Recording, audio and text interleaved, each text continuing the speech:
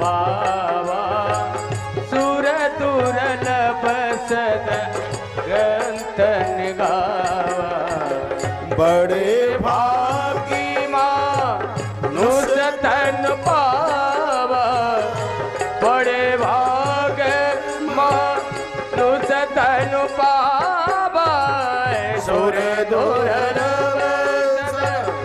ग्रंथन गावा सुर दुर्लभ सद ग्रंथन गावा बड़े भाग्य मानुष तन पावा सुर दुर्लभ सद ग्रंथन गावा साधन धाम मोक्ष कर द्वारा साधन धाम मोक्ष कर द्वारा पागी न दे पर लोक समारा पागे दे पर लोक समारा बड़े भाग्य मानुष तन पावा सुर दुर्लभ सद ग्रंथ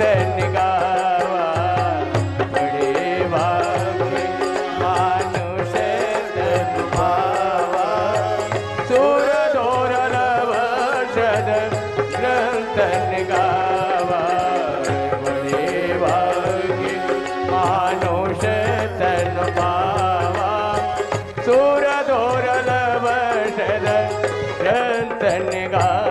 भगवान ने बड़ी कृपा की है तब मुझे और आपको ये मनुष्य शरीर मिला, नहीं तो कितने जन्मों में। महाराज जनक का वाक्य है, सुनिए। महाराज जनक कहते हैं कितने जन्मों में ये जीव पशु बना, लोगों ने इसके ऊपर पत्थर फेंके, घायल कर दिया, शरीर में कीड़े पड़ गए, लोगों ने फिनाइल ला करके डाल दी, कितना कष्ट हुआ। कितने जन्मों में वृक्ष बना, लोगों ने आरा चलाया। कितने जन्मों में पशु पंछी और नाले का कीड़ा बना, रुदन करता रहा। परमात्मा ने कृपा की तब ये 2 पांव और 2 हाथ लेकर के धरती का आकर के मनुष्य बना, तब मनुष्य बना है। और सुसारी की व्यासपीठ से निवेदन करना चाहूंगा, इतना होने पर यदि 2 हाथों से सत्कर्म न किया गया तो अगले जन्म में ये दोनों हाथों का ऑपरेशन करके यहाँ 2 टांगे और लगा दी जाएंगी, तो क्या बन जाएंगे? मनुष्य से पशु। मनुष्य से देव बने अच्छी बात है, लेकिन मनुष्य से पशु बने ये तो बहुत बड़ी गिरी हुई बात हो जाएगी।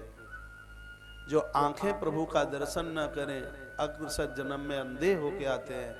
जो कान भगवान की कथा ना सुने, महाराज वो सांप बन करके आते हैं अग्रसर जन्म में। जो जिह्वा कभी भगवान के नाम का कीर्तन नहीं करते, वो मेंढक बन करके आते हैं धरती पर। पुराणों में लिखा है। रामायण बालकांड दुआ नंबर 117 के नीचे लग के 9 चौपाइयां पढ़ लेना। रामायण बालकांड दुआ नंबर 117, रजत सीप में भास जिमे यथा भानु कर वार, इसी दोहे के नीचे 9 चौपाइयां लग के। जिन हरि तेसर कट तुमर समतूला, जेन नमत हरि गुर पद मूला, जो नहीं करे राम गुण गाना, जीह सुदादुर जीह समान। ये चौपाई सब। आज महाराज जनक ने कह दिया गृहस्थ आश्रम बुरा नहीं है, हे मुनि उसमें फंस जाना एक बहुत बुरी बात है। इतने भोग व्यक्ति ना भोगे कि भोगते भोगते वो खुद ही भुगतना शुरू हो जाए। पहले ये जीव भोगों को भोगता है, भोगान भुगतान गीता का वाक्य है, भोगान भुगतान। पहले ये जीव भोगों को भोगता है, आखिर स्थिति ये होती है कि भोग जीव को भोगना शुरू कर देते हैं। सुसारी में कोई जलेबी वाले की दुकान है क्या, हलवाई की? हैं? शाम को जाओ तो भैया को मिलना और कहना कि महाराज ने हमें भेजा है, और उस जलेबी वाले भाई को ये पूछ के आना कि दुकान कितनी पुरानी है तुम्हारी। अब वो निवेदन करेगा 20 साल, 30, 25, 40 साल, ज्यादा और पुरानी होगी तो 50 साल। उस दुकानदार को एक बात पूछना, क्या तुम्हारी दुकान की जलेबी कभी समाप्त हुई है? वो जवाब देगा कि जलेबी तो समाप्त नहीं हुई, लेकिन इन जलेबियों को खाने वाले लोग बहुत समाप्त हो गए। ये भोग समाप्त होने वाले नहीं है, भोगों को भोगते भोगते दुनिया खत्म होने वाली है। इसलिए यहाँ पुराणाकार कहना चाहते हैं कि जीवन में पतंगा बन करके नहीं जीना। ये 1.5 घंटे में जितना प्रवचन किया उसका सार एक बात में पकड़ लीजिए, इस दुनिया में पतंगा बन करके जीना नहीं है, इस दुनिया में पतंग बन करके जीना, तो गृहस्थ आश्रम में भी भगवत दर्शन हो जाएगा।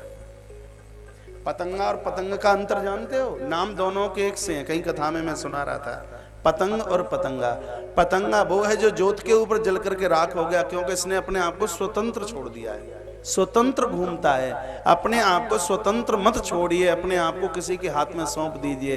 पतंग की तरह है, पतंग ने अपने जीवन की रस्सी को, अपने जीवन के धागे को किसी सदगुरु के हाथ में सौंप रखा है। जिस पतंग ने अपना धागा किसी के हाथ में सौंपा, ऐसी पतंग आकाश को जाकर के छूती है। जो लोग अपने आप को सदगुरु लोगों के हाथ में सौंप दिया करते हैं, मुक्तिमय आकाश को वो जाकर के स्पर्श कर लेते हैं। स्वतंत्र नहीं घूमना, अपने आप को कहीं न कहीं किसी के हाथ में सौंप देना, आत्म कल्याण आत्मोद्धार हो जाएगा।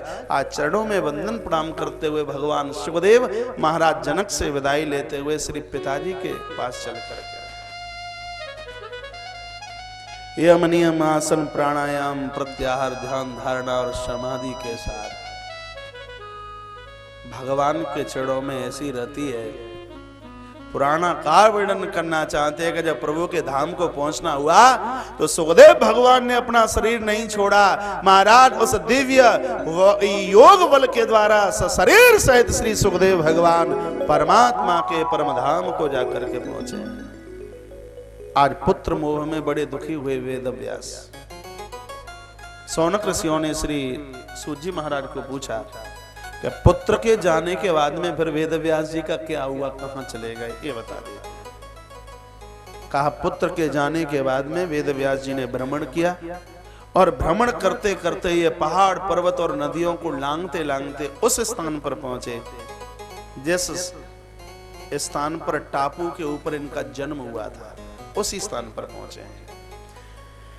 लिखा है कि स्मृताम सत्यवतीम व्यासस्तक्ता तम परमोत्तम, उस स्थान पर पहुंचकर अपनी मां को खोजने लगे। इनकी मां का नाम सत्यवती है। पूछा मेरी मां कहां है? निषाद लोग चल करके आए, कहा हम बड़भागी हैं, आप वापस यहां चल करके आए, हम आपका वंदन करते हैं, हम आपका पूजन करते हैं। पूछा मेरी मां सत्यवती कहां है? तो जवाब मिला कि यहाँ राजा शांतनु आए और शांतनु सत्यवती के साथ विवाह करके और वो हस्तनापुर के लिए लेकर के चले गए हैं प्रभु प्रेमी जनों। और इनको पता चला कि 2 पुत्र वहां से हुए, चित्रांगद और विचित्रवीर। इनको अपने भाई जैसा समझ करके बिल्कुल आदर देने लगे। भगवान वेदव्यास सरस्वती के पावन तट पर इन्होंने एक आश्रम बनाया। उस आश्रम का नाम था सम्याप्रास। कहने को तो बहुत कुछ है। सम्याप्रास नाम का आश्रम बनाया और जगत के कल्याण के लिए इन्होंने ग्रंथों का लेखन इसी आश्रम से करना शुरू किया। ये आश्रम कहाँ है? कभी आप बद्रीनाथ जाएं तो 5-7 किलोमीटर आगे एक गांव है माना गांव, उससे भी 3-4 किलोमीटर आगे सरस्वती का संगम है और ऊपर आज भी व्यास गुफा बनी है। हिंदुस्तान की सबसे अंतिम एक चाय का खोखा रखा हुआ है और उस पर लिखा हुआ है हिंदुस्तान की सबसे अंतिम चाय की दुकान। बिल्कुल वहीं व्यास जी का आश्रम बना हुआ है। आश्रम का नाम है सम्याप्रास। कभी उधर जाना, स्थान का दर्शन करके आना, बहुत बढ़िया जगह है। सौनक ऋषियों ने श्री सूत जी महाराज को पूछा, हम आपसे पूछना चाहते हैं कि सत्यवती कौन थी और इसका विवाह और इसका जन्म किस प्रकार से हुआ और वेदव्यास जी को इन्होंने किस प्रकार से जन्म दिया। और हमने ये भी सुना है कि सत्यवती तो राजा शांतनु के साथ में ब्याही गई। और हमने ये भी सुना है कि पराशर ऋषि के द्वारा इसकी कोख से भगवान वेदव्यास जी का जन्म हुआ। तो ये तमाम कथाएं भ्रम में डालने वाली हैं। ये बातें कहाँ तक सच हैं, कृपया ये कथा आप हमें सविस्तार पूर्वक सुनाइए। बोलिए भक्त वत्सल भगवान की जय, साचे दरबार की जय, जय जय श्री राधे जय जय श्री राधे जय जय श्री राधे श्याम। निवेदन किया कि धरती पर एक बहुत बड़े राजा हुए जिनका नाम था राजो परिचरो नामा धार्मिक सत्य शंकरा। इनका नाम था राजा उपरिचर। क्या नाम है राजा का? उपरिचर। इनकी पत्नी है जिसका नाम है गिरिका। गिरिका। पुराणाकार वर्णन करना चाहते हैं कि इस राजा ने अपने जीवन में 1000 अश्वमेध यज्ञ किए। राजा उपरिचर ने लिखा है कि 100 अश्वमेध यज्ञ करने के बाद में इंद्र की गद्दी मिल जाती है। सिर्फ 100 यज्ञ, अश्वमेध 100 हो जाएं। कुछ गिने चुने लोगों के हाथों से 100 अश्वमेध यज्ञ हुए। परमात्मा स्वयं धरती पर आए। राम जी 11 वर्ष में एक ही अश्वमेध यज्ञ कर पाए। एक ये भोजवंशी राजा अंत में जाकर के शिशुपाल का जन्म इसी खानदान में हुआ है। ग्रंथ में लिखा है शिशुपाल का जन्म इसी खानदान में। चेदी नरेश उपरिचर, इसने 1000 यज्ञ किए। और जब जब इनको इंद्र की गद्दी दी जाती तो ये हाथ जोड़ करके कहते हमें कोई इंद्रासन नहीं चाहिए, हम कुछ मांगने के लिए नहीं, हम अपनी संतुष्टि के लिए यज्ञ करते हैं। व्यासपीठ से निवेदन करना चाहूंगा, मांगने के लिए कुछ मत कीजिए। नहीं मांगोगे तो अपने आप इतना मिलेगा सो आप संभाल नहीं सकते। मांगने से आपको मिल तो जाएगा लेकिन परमात्मा के चरणों में प्रीति नहीं रहेगी, स्नेह नहीं रहेगा। हम 10 पैसे की अगरबत्ती जलाकर भगवान को ठगना चाहते हैं। आरती कीजिए, स्तुति कीजिए, लेकिन हम सर्वव्यापी भिखारी न बने। मिल जाएगा लेकिन वहां स्नेह, वहां प्रेम नहीं रहेगा। जब संसार का बाप समझता है मेरा पुत्र काय के लायक है, तो वो तो पिता का भी पिता और पिता का भी पिता है, तो क्या उसको नहीं पता होगा कि मेरा पुत्र काय के लायक है? और ये जवाब मुझे आपकी तरफ से ही मिल जाएगा। आपके यहाँ 2 लोग काम करते हैं, एक फ्री फंड में सेवा करता है और एक तनख्वाह लेकर के सेवा करता है। आपका प्रेम किससे ज्यादा होगा? फ्री फंड वाले से या जो तनख्वाह लेता है उससे? एक बार बोल तो दीजिए। जो निःशुल्क आपकी सेवा करता है उससे आपका स्नेह, उससे आपका प्रेम इतना होगा। और कहीं दोनों बीमार होकर हॉस्पिटल पहुंच जाएं, हो सकता है उसको देखने के लिए आप जाएं भी नहीं, जो 5000 रुपया महीने के तुमसे लेता है, लेकिन जिसने सिर्फ रोटी खाकर कपड़ा पहनकर आपकी सेवा की है, आप अस्पताल पहुंच जाते हैं, अकेले में डॉक्टर महोदय को मिलते हैं, रो रो करके आप बोलते हो ये अनाथ है, इसका कुछ कोई भी नहीं है, इसके ऊपर कितना भी पैसा खर्च हो डॉक्टर साहब मैं खर्च करूंगा, कैसे भी इसको बचा लीजिए। आप उसके लिए क्यों रो पड़ते हैं? क्योंकि उसने निष्काम भाव से आपकी सेवा की है। इसलिए उसी प्रकार से जब हम परमात्मा का जन भजन निष्काम भाव से करते हैं तो परमात्मा अपनी जिंदगी की कुर्बानी भक्त के ऊपर देने के लिए तैयार हो जाता है। और ऐसे प्रेम की वृद्धि होती है जो कभी समाप्त नहीं होता। वो प्रेम हनुमान जी और राम जी का है, वो प्रेम श्री भरत और राम का है। प्रयागराज में श्री भरत खड़े हैं। प्रयागराज ने कहा 4 पदार्थ भरा भंडारू मांगिए, क्या चाहिए? तो भरत ने कहा अर्थ न धर्म न काम रुचि गति न चहो निर्वाण जन्म जन्म रति राम पदा। हे श्री प्रयागराज जी, आप देना चाहते हो तो संसार के चारों पुरुषार्थों में से एक भी पुरुषार्थ मुझे नहीं चाहिए। देना चाहते हो तो सीताराम सरकार के चरणों में मेरी प्रीति जुड़ी रहे, बस मांगे आप हमें इतना सा। इसी संदर्भ में इस कथा का गायन किया जा रहा है। राजा उपरचरी बड़े धर्मात्मा, बड़े सज्जन, जब जब इनको इंद्रासन दिया जा रहा है तब तब इन्होंने मना कर दिया। 1000 अश्वमेध यज्ञ इस राजा ने किए। इंद्र इनके ऊपर इतने खुश हो गए, लिखा तपस्या तस्य तुष्टेना विमानम स्फाटिकम शुभम दत्तमिंद्रेण ततस्तमयि सुंदरम प्रिय काम्यया। देवराज इंद्र ने स्फटिक का बना हुआ इनको एक विमान दे दिया है। ये विमान स्फटिक का बना हुआ था। विमान मिला। विमान नाम ऊंचाई का है, विमान नाम उतंगता का है, विमान नाम मुक्ति का है, विमान नाम मोक्ष का है। सदकर्म सद्धर्म करते रहोगे, मुक्ति ना मिले, मोक्ष ना मिले। मुक्ति का मतलब ये नहीं है कि मरने के बाद में कहीं चले जाएं। मुक्ति का मतलब यह है कि संसार में रहते हुए कमल की तरह, जैसे कमल को कीचड़ स्पर्श नहीं कर सकता, उसी प्रकार से संसार में रहते हुए महाराज कोई भी वासना हमें ना छू पाए, इसका नाम मोक्ष है, इसका नाम मुक्ति है। परमात्मा के चरणों से हमें कोई अलग करके ना बता पाए, इसका नाम मुक्ति है, इसका नाम मोक्ष है। तो यहां निवेदन किया जा रहा है कि ततस्मै सुंदरम प्रिय काम्यया, इनको ऐसा सुंदर सा विमान स्फटिक का दिया गया। स्फटिक ज्ञान का प्रतीक है, विचारों का प्रतीक है। स्फटिक ऐसा विमान दिया गया। इनकी पत्नी का नाम है गिरिका। एक दिन की बात, ये विमान पर बैठकर अपने पितरों के काम से कहीं जा रहे थे। राजा ऊपर चढ़ी। राजा के यहां कोई औलाद नहीं है। जब ये घर से जाने के लिए तैयार हुए तो इनकी पत्नी अति सुंदर है, गिरका सामने आई और हाथ जोड़ करके कहने लगी, मैं प्रतीक्षा कर रही थी कि बस मेरे एक औलाद का जन्म हो जाए और आप घर से जा रहे हो, समय है, कृपा कीजिए, मुझे एक पुत्र देते जाइए। राजा ने कहा, पितरों के काम से जा रहा हूं, पुरखों के काम से, रानी मेरा इंतजार करते रहना, और अभी तुम्हारे कहने से मैं रुकने वाला नहीं।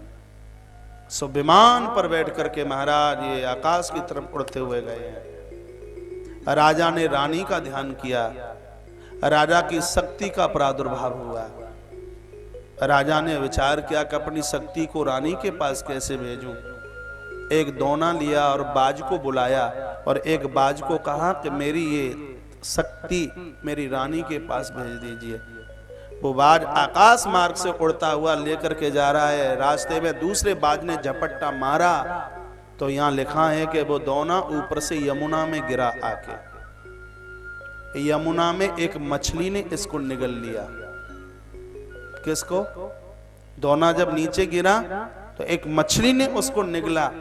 मछुआरा आया और मछुआरे ने मछली का पेट फाड़ा तो इसके पेट में से एक बेटा और एक बेटी, एक जोड़े का जन्म हुआ एक साथ।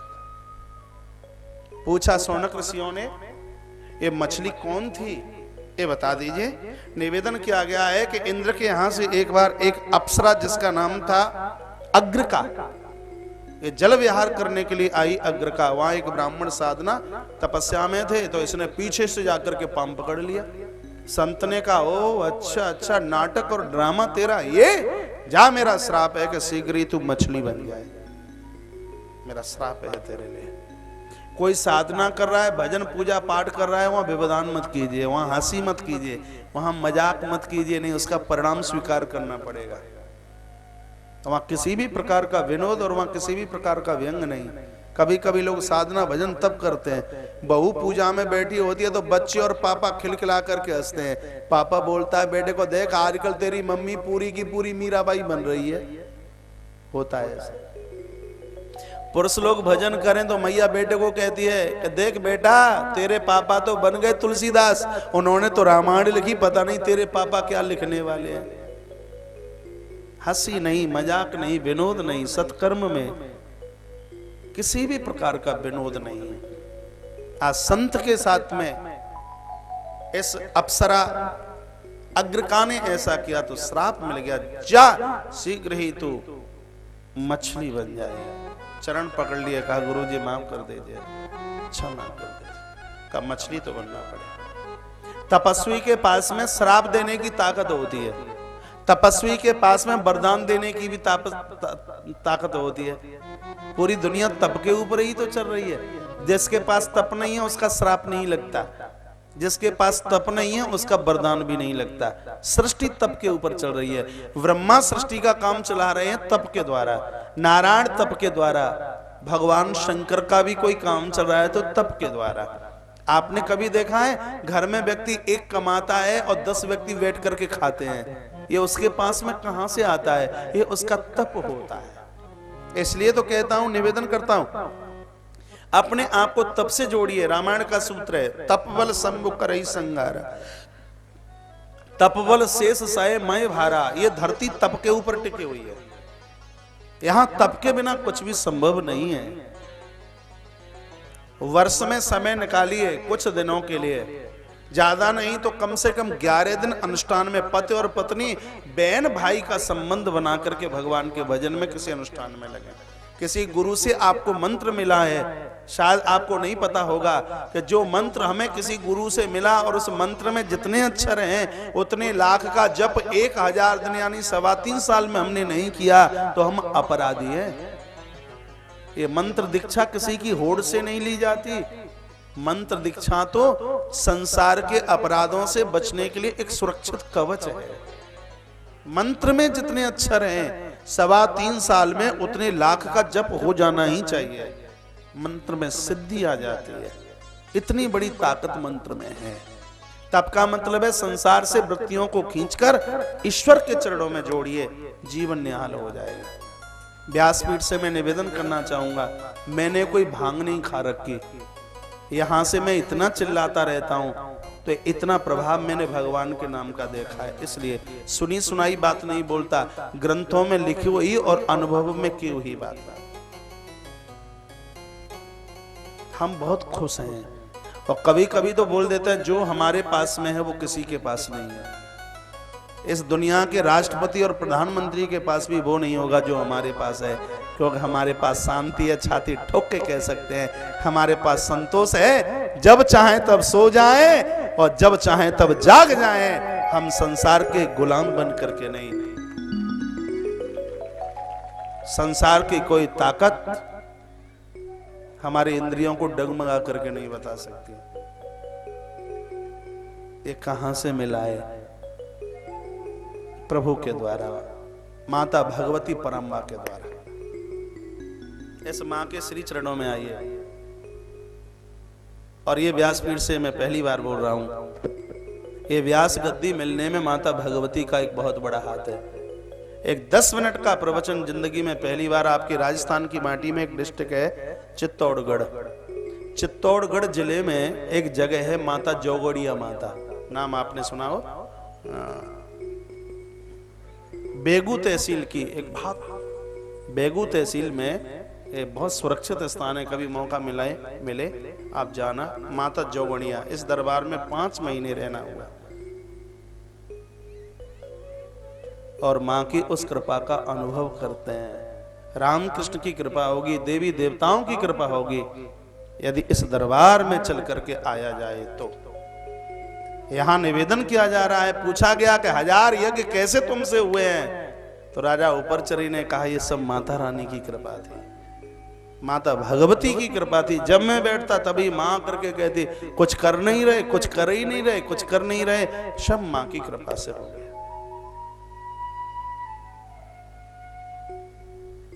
इधर वहीं प्रसंग में आ जाइए।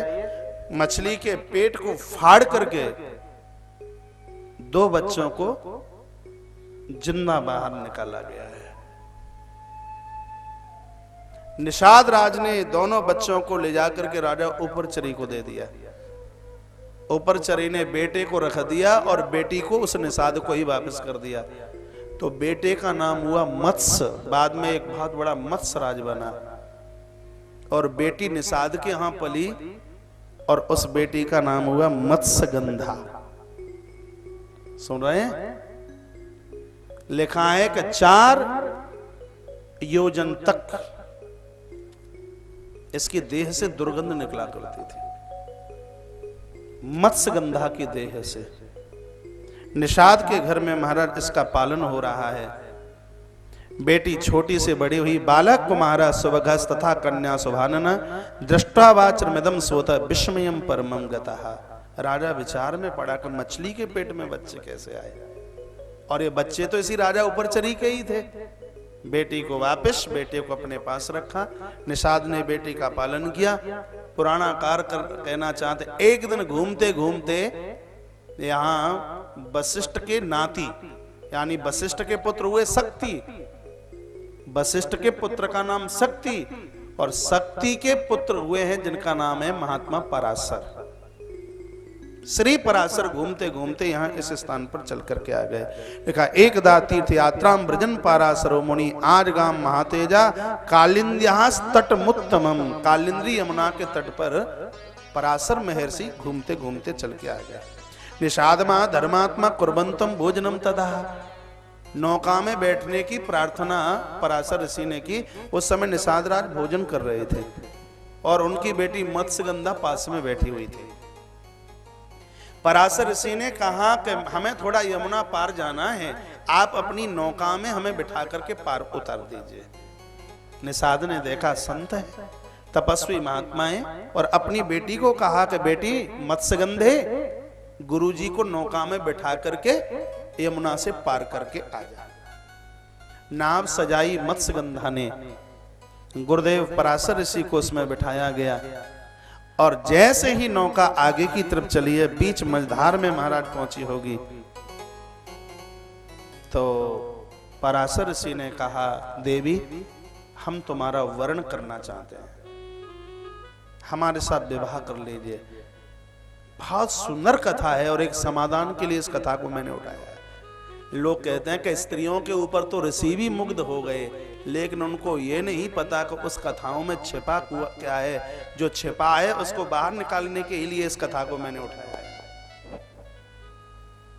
मत्स्यगंधा को कहा कि आप हमारे साथ विवाह कर लीजिए। मत्स्यगंधा रो पड़ी। मत्स्यगंधा आंखें भर आई और इतना सुंदर श्लोक बोली है, कहती है कि दुर्लभम मानुषम जन्म भुवि ब्राह्मण सत्तमः। पहले तो ये मानव शरीर ही मिलना अति मुश्किल है और मनुष्य में भी ब्राह्मण, ये तो अति से दुर्लभ की बात है। मुझे अचम्मा हो रहा कि तत्रापि दुर्लभम मन्ये ब्राह्मणस्त्वं विशेषतः।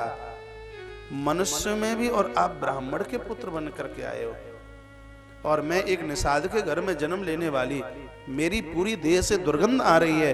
कुलेन शीलेन तथा श्रुतेन द्विजोत्तमस्त्वं किल धर्म बिच्चा अन्यार भावम कथमांगतोस्मि विपेंद्र मावीक्ष समीन गंधाम। मैं पूछना चाहती हूँ कि मेरे पास में कुल नहीं है, मेरे पास खानदान नहीं है, मेरे पास तो धर्म भी नहीं है, आखिर में मेरे पास में ऐसा कौन सा गुण है जिसके ऊपर तुम मुग्ध हो गए हो। पाराशर ऋषि ने शब्दों को सुना का दुर्गंधा मुनि श्रेष्ठ कथम तुम नोपसंकसे समान रूपयो कामा संयोगस्तु सुखभावः। तब पराशर महात्मा ने कहा देवी मैंने अपने जीवन में 70 हजार वर्ष तक एक आसन पर बैठ करके साधना की है। सुन लीजिए, 70 हजार साल तक एक आसन पर बैठ करके मैंने तप किया। मेरी तपस्या और मेरी साधना को डिगाने के लिए देवराज इंद्र ने कितनी अप्सराओं को भेजा, एक से एक सुंदर सामने चल करके आई, लेकिन मैंने आंख खोल करके उनको देखा नहीं। मैंने मातृत्व भाव से दर्शन किया है। मैंने उनको मां समझा, मैंने उसको बहन और मैंने बेटी समझा। और तूने मुझे ये पूछा है कि मेरे ऊपर तुम्हारी दृष्टि कैसे टिकी है, तो देवी सुन लीजिए मेरी दृष्टि तेरे ऊपर कैसे टिकी कि जब मैं यमुना के तट पर चल करके आया तो भगवती योग माया ने साक्षात प्रकट होकर के मुझे एक बात कही, कहा मुझे हे महात्मा पराशर, इस समय आकाश में एक ऐसा नक्षत्र है, यदि इस नक्षत्र में कोई औलाद जन्म लेती है तो वो बेटा पुराणों का ज्ञाता होगा और धर्म की स्थापना करने वाला वो होगा। उसके द्वारा इस वेद संस्कृति को बचाया जा सकता है। योग माया माता भगवती ने परम्बा ने मुझे ऐसा इशारा किया, यदि मैं किसी स्त्री को जाकर के कहूं कि तू किसी बच्चे को जन्म दे तो उसको बेटे को जन्म देने के लिए 9 और 10 महीने चाहिए, और तो उस समय ये नक्षत्र ये योग निकल जाएगा। दुनिया के लोग भले ही मुझे बदनामी दें, यदि मेरे इस कार्य के करने से माता भगवती परम्बा की कोई आज्ञा पूरी हो रही है, वेद की रक्षा के लिए कोई संतान प्रकट हो सकती है, तो उसके लिए मैं तुमसे प्रार्थना करता हूं कि आप मेरी गृहिणी बन जाइए।